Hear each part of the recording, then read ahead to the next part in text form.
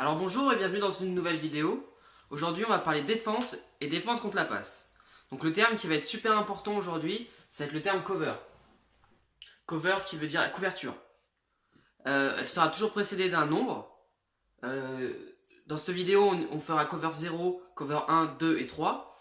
Le nombre à la fin veut dire combien il y a de joueurs qui ont pour responsabilité de couvrir le fond du terrain. On verra plus tard avec, comment ça se matérialise précisément. Donc voilà, cover pour couverture. La première type de couverture qu'on va voir, ça va être des couvertures qu'on va dire homme à homme. Comme dans la vidéo sur les protections de passe, il y a deux types de couverture, homme à homme et couverture de zone. Et de ce fait, bien sûr, il y a toujours des couvertures hybrides. Donc la première couverture qu'on va voir, c'est la cover 0, qui est forcément man to man, homme à homme. Pourquoi? Parce qu'il n'y a personne qui couvre le fond du terrain. Et quand on parle de couverture de zone, ça veut forcément dire que s'il y a quelqu'un qui sort de votre zone, bah vous le couvrez plus. Et donc si vous faites de la zone avec personne qui couvre le fond du terrain, bah, quelqu'un qui va tout droit, il n'y aura personne pour le couvrir. Donc ça c'est pas bon. Donc forcément cover 0, c'est de la man to man. L'objectif de cette cover 0 en fait, c'est qu'on va avoir 5 joueurs qui vont couvrir les 5 receveurs éligibles de l'attaque. Donc par exemple, dans cette situation-là, on peut imaginer que lui, il va couvrir lui, etc. Tout le reste des joueurs, ils vont mettre la pression sur le quarterback. C'est ça. C'est 5 joueurs qui prennent les receveurs éligibles et donc 6 qui vont mettre la pression sur le quarterback. L'objectif là-dedans, c'est de mettre la pression avec un joueur de plus que l'attaque peut bloquer. Donc là, par exemple, l'attaque, elle a 5 bloqueurs, elle peut en bloquer que 5, on en envoie 6, on a forcément une personne qui ne sera pas bloquée. Alors dans la vidéo, dans les protections de passe, on a vu que bah, le coureur, le running back, lui, il bloquait. Donc dans ce cas de figure-là, le joueur qui est en homme à homme avec un joueur qui bloque, et ben du coup, il va aller mettre la pression lui aussi. Voilà. Donc si le running back, lui, il bloque, ben, ça veut dire qu'on va envoyer la pression avec 7. On va rajouter la personne qui est en homme à homme avec le bloqueur. Voilà. Cette technique, elle est assez peu utilisée, mais quand je dis assez peu, ça ne veut pas dire qu'il y a peu d'équipes qui le font, parce que presque toutes les équipes le font. C'est juste que ça s'utilise vraiment très très peu, parce que c'est super risqué en fait. L'objectif, c'est que le quarterback, il lance la balle en moins de 2 secondes à peu près, on va dire. Et le problème, c'est que si la pression, elle vient pas tout de suite, et ben vous avez que des 1 contre 1 et il y a forcément quelqu'un qui va se libérer et donc qui va pouvoir attraper un ballon sur une passe. Et quand vous n'avez pas d'aide au fond du terrain, et ben si la personne elle attrape le ballon et que elle évite juste un plaquage, ce qui est pas aberrant, bah tout de suite ça fait un gros jeu. Et, l'entraîneur il est pas content. Voilà. Donc la cover 1 en fait elle est très très simple. Voilà. L'objectif c'est on met la pression avec un joueur de plus que l'attaque peut bloquer. Voilà. Donc tout de suite on va pouvoir passer assez rapidement du coup à la cover 1. Donc maintenant on va passer à la cover 1. La cover 1 qui elle aussi est une couverture homme à homme. On fait pas de couverture de zone quand on parle de cover 1. On va différencier 3 types de cover 1. Là maintenant. On peut aussi la trouver sur un autre nom qui s'appelle man free. Pourquoi? Parce qu'on est en couverture man to man, homme à homme. Et donc quand on dit cover 1, c'est-à-dire qu'on a un joueur qui couvre le fond du terrain. Et ce joueur-là, ce sera le free safety. Donc man free. Dans tous les cas, la cover 1, c'est toujours le safety du fond qui couvre le fond du terrain. Donc lui, sa seule responsabilité, c'est de patrouiller au fond du terrain et de garder le jeu devant lui en fait. Il doit être le dernier rempart. Donc s'il y a un moment il y a un joueur qui rate un plaquage, c'est lui qui doit faire le plaqué derrière. Forcément, il doit être plus profond sur le terrain que le joueur d'attaque qui lui va le plus loin. Voilà. C'est la sécurité, le safety. Maintenant, on a des joueurs qui vont être du coup, pareil, homme à homme, on va prendre 5 joueurs qui vont couvrir donc les 5 receveurs éligibles. Donc par exemple, on va voir lui qui a couvert lui. Hein,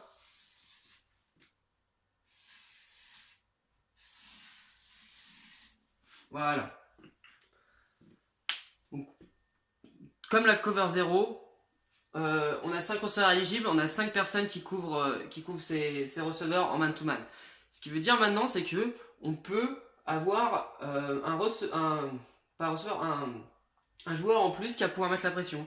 Donc là maintenant, on va mettre la pression à 5. Voilà. Ça, c'est la cover 1 de base. Ou man free. Maintenant, on va avoir un autre type de cover 1 qui s'appelle la cover 1 robber, qui veut dire le voleur, en fait. Pourquoi? C'est que au lieu d'avoir quelqu'un qui vient rajouter de mettre la pression, et ben ce joueur-là, ce qu'il va faire, c'est qu'il va lui patrouiller pas au fond du terrain, mais au milieu du terrain. Son but, en fait, pourquoi on l'appelle le voleur, c'est que si le quarterback il envoie une passe au milieu, et ben lui il doit voler le ballon. Ce qu'il fait, c'est qu'il lit les yeux du quarterback, et s'il l'envoie au centre du terrain, et ben il doit être là pour attraper la balle. Ou au moins faire le jeu sur l'action, mettre la balle au sol pour pas qu'elle soit attrapée. Voilà. Donc ça, c'est la cover 1 robber. Dernier type de cover 1, on va appeler cover 1 spy. Spy, on va avoir un joueur qui va être désigné comme l'espion. Donc là, on va reprendre l'exemple avec lui, par exemple. Voilà. Lui, il va être l'espion. Lui, sa responsabilité, c'est il va pas mettre la pression et il va pas refaire ça. Sa seule responsabilité, c'est le quarterback. Il doit empêcher le quarterback de sortir et donc du coup de courir avec le ballon. Ça, c'est une défense qu'on fait quand on a un quarterback qui est très athlétique et qui court beaucoup avec le ballon. Voilà. Donc ce qu'on veut, c'est l'empêcher de rester longtemps à hésiter de lancer et au final courir et gagner du terrain. Voilà. Donc on met un joueur qui a juste la responsabilité de suivre les mouvements du quarterback. Voilà. Et on va l'appeler l'espion, le spy. Donc voilà, cover 1 spy. Voilà. C'est un job qui est extrêmement dur quand vous êtes face à des quarterbacks qui sont vraiment super rapides, et c'est une responsabilité qui est super importante. Voilà. Donc maintenant qu'on a vu la cover 1, on va pouvoir passer maintenant à la cover 2 et à la cover 3. Alors les deux, on va les voir comme des couvertures de zone. Alors la cover 2, c'est pas impossible de la faire en man-to-man, bien évidemment. Mais souvent quand on va parler de cover 2, on va parler de couverture de zone. Hein, mais il est tout à fait possible de mettre la pression avec 4 joueurs et avoir 2 joueurs qui patrouillent au fond du terrain, et donc il nous reste 5 joueurs pour couvrir les 5 receveurs éligibles. Mais là, dans ce cas-là, on va voir la cover 2 en tant que défense de zone. Voilà. Alors, pour ce qui est des couvertures de zone, habituellement, enfin même presque tout le temps, la pression, elle va venir de la part de 4 joueurs. Alors, si on est en 43, comme ici, bah, ça va être les 4 joueurs de ligne. Si on est en 34, ça va être 3 joueurs de ligne et un des 4 linebackers, un des 4 joueurs de second rideau. Mais voilà, principalement, la couverture de zone, c'est 4 joueurs qui mettent la pression. Maintenant, ce qui va se passer, c'est que donc en cover 2, on va avoir 2 joueurs qui vont avoir le fond du terrain. Donc, les 2 joueurs là, au fond, les 2 safety, ce qu'ils vont se faire, c'est qu'ils vont juste se partager. Ils vont se partager le fond du terrain en 2. Et ils vont la couvrir. Et donc, les 5 joueurs qui restent, parce que eux, ils viennent mettre la pression. Les 5 joueurs qui restent, eux, parce qu'ils vont faire, bah, c'est qu'ils vont se découper le terrain en 5.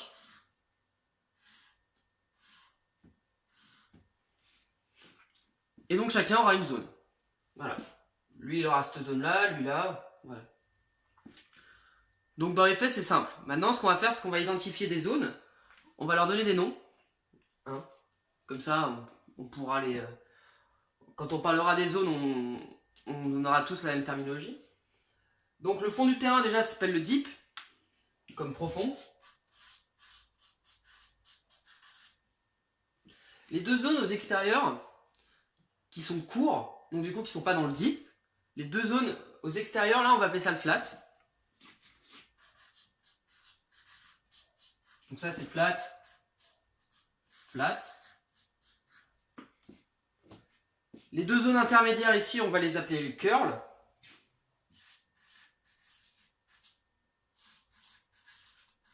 Et le milieu juste là, on va l'appeler hook.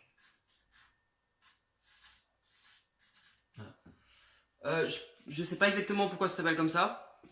Je sais pas, donc c'est les noms, faut les apprendre, c'est comme ça. Voilà. Mais donc la cover 2, ça se passe comme ça. La plupart du temps, on a les 2 safety au fond du terrain, les 2 corners qui ont le flat, Et donc après les linebackers qui à 3 couvrent les deux zones curl et le hook. Voilà. Donc maintenant qu'on a défini ça, on peut tout de suite passer à la cover 3. Et donc les avantages que ça apporte. Enfin et les différences qu'on a avec la cover 2. Alors là du coup pour parler de la cover 3, on va pouvoir définir un terme, on va pouvoir définir ce qu'est la boîte. La boîte, qu'est-ce que c'est? C'est la zone en fait qui correspond en fait à l'intérieur du terrain. Donc en fait qui est délimitée par les joueurs offensifs. Et donc dès qu'on a des receveurs qui sont approchés de la ligne en fait, qui sont rapprochés, les tight ends. Donc voilà, donc toute cette zone là ça s'appelle la boîte et après on a l'extérieur du terrain. Et je vais y revenir tout de suite après pour vous expliquer pourquoi c'est important. Alors en fait là du coup cover 3, ce qu'on va avoir c'est qu'on va avoir 3 joueurs au fond du terrain. Et cette fois ce ne sera pas les deux safety, cette fois on aura toujours le free safety. On a toujours le free safety au milieu du terrain. Et on a les deux cornerbacks, eux, qui vont prendre le fond du terrain avec le safety. Donc du coup, ils vont être 3 maintenant pour garder le fond du terrain. Et maintenant, on va avoir ces 4 joueurs-là qui, eux, vont se découper le terrain en 4. Donc lui, il va aller là. Voilà. Donc, c'est vraiment similaire, enfin c'est exactement, c'est très similaire à la cover 2. Toujours, on a 4 joueurs qui viennent mettre la pression. Et donc les joueurs, cover 3, 3 joueurs au fond du terrain et 4 qui couvrent donc les zones plus courtes. Alors pourquoi on a parlé de la boîte? Ça va nous permettre de comprendre pourquoi en fait la cover 3 c'est une des couvertures les plus utilisées par presque toutes les équipes. C'est parce que de 1, on a 3 joueurs dans le fond du terrain. Donc ce qui empêche, enfin ce qui diminue fortement la probabilité d'avoir des jeux longs, parce qu'on a 3 joueurs en sécurité, mais aussi on voit qu'on a 8 joueurs dans la boîte. Alors que contrairement à la cover 2, on avait les deux safety qui étaient au fond du terrain et les 2 corners aux extérieurs. Donc du coup ce safety là il était plus dans la boîte et on en avait que 7 joueurs. Donc en fait quand on a 8 joueurs dans la boîte, c'est mieux parce que même si on veut couvrir la passe, avant chaque action, il y a toujours une probabilité que l'attaque en face, elle court. Elle donne la balle au running back et qui court. Et en fait, avoir 8 joueurs dans la boîte plutôt que 7, ça fait d'autant plus de plaqueurs pour une course. Donc cette couverture est très utilisée parce que elle est bien contre la course et elle empêche les gros jeux offensifs. Voilà. Donc on a vu les 4 couvertures de base, donc 0, 1, qui sont des couvertures homme à homme, 2 et 3. La 2 peut être faite en homme à homme, mais souvent c'est fait en couverture de zone. Et donc la cover 3, qui elle est vraiment 95% du temps, c'est de la couverture de zone. On pourra parler plus tard de comment du coup des fois masquer sa couverture, parce que c'est vrai que du coup avec ce qu'on a montré c'est assez facile pour un quarterback d'avoir une idée en fait de la couverture qu'il va avoir pendant l'action. S'il voit 2 safety au fond du terrain, il va se dire ah ça va sûrement être de la cover 2. S'il voit qu'il n'y a personne dans l'arrière-champ, il va se dire ah tiens ça va être cover 0, je vais avoir de la pression. Si les 2 corners sont assez loin et le safety au milieu de terrain, il a des chances de se dire aussi tiens je vois ça a l'air d'une cover 3. Donc on pourra parler en fait plus tard de comment on peut masquer les couvertures et donc du coup donner du fil à retordre au quarterback. Voilà. Donc c'est tout pour les couvertures de passe et puis je vous remercie et puis on se voit bientôt pour une prochaine vidéo. Au revoir.